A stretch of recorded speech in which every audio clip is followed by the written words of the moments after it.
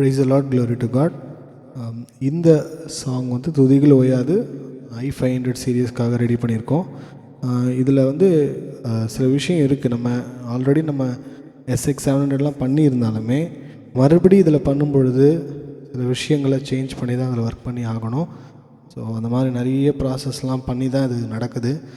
அதனால் நான் என்ன சொல்லுவேன்னா, நீங்கள் இந்த மாதிரி ஸ்டைல்ஸை நீங்கள் யூஸ் பண்ணும்பொழுது இது வந்து நான் ஃப்ரீயாக இது பண்ணுறதுக்கான ஒரே ரீசன் வந்து நிறைய சர்ச்சஸில் இது போயிட்டு ப்ளே ஆகணும், நான் இது ஃப்ரீயாக தரணுன்றதுக்காக தான் நான் இது இப்படி ஒரு ப்ராசஸ்க்குள்ளே போயிட்டுருக்கேன்.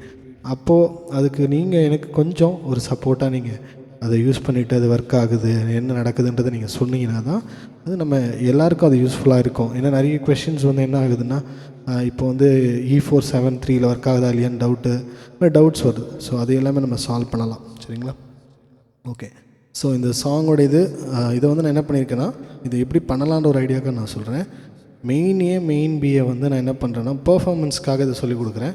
நீங்கள் வாசிக்கும் பொழுது ரெண்டாக நான் பிரிச்சிருப்பேன். இதோடைய ஒரிஜினல் பீட் இன் சென்ஸ் பெரிய ஹை மாடல் இருக்க பீட்டை நீங்கள் பார்த்துக்கோங்க. அதில் எல்லாமே நான் காமிச்சிருக்கேன் ABCDன்னு.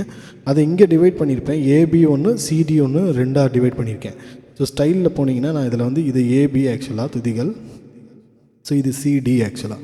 சரிங்களா? ஸோ இப்போது பெரிய கீபோர்டில் ABCDன்னு இருக்கும்ல, அதுதான் இது. இங்கே இப்போது ABCDன்னு இப்போது செட் பண்ணியிருக்கேன்.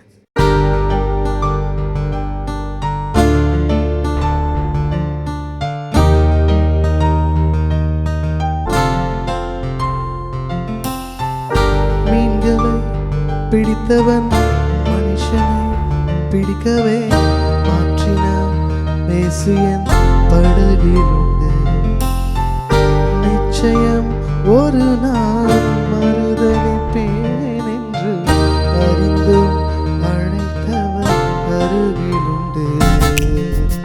நான் வீசும் அலைகள் எல்லாம் வெறுமையாய் வந்தாலும் என்னோடு அவர் இருக்க குறையேது.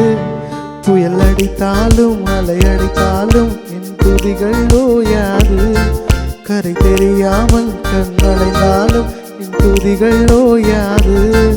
என் நம்பிக்கை அவமானாலும் என் துதிகள் ஓயாது. கைவிட தெரியாதவரை விட்டு ஓட முடியாது. உம்மை விட்டால் நம்புவதற்கு வேறு யாரும் கிடையாது. கைவிட தெரியாதவரை விட்டு ஓட முடியாது. உம்மை விட்டால் நம்புவதற்கு எனக்கு யாரும் கிடையாது.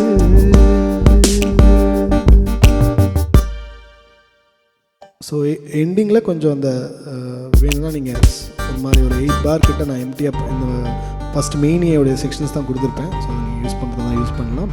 அப்படி ட்ராப் ஆகும்போது ரீட்ராண்டை போட்டு ட்ராப் பண்ணிக்கலாம். ஸோ அதுக்காக கர்த்தர் இந்த ஊழியத்தை ஆசீர்வதிக்கும்படியாக ஜெபித்துக் கொள்ளுங்கள்.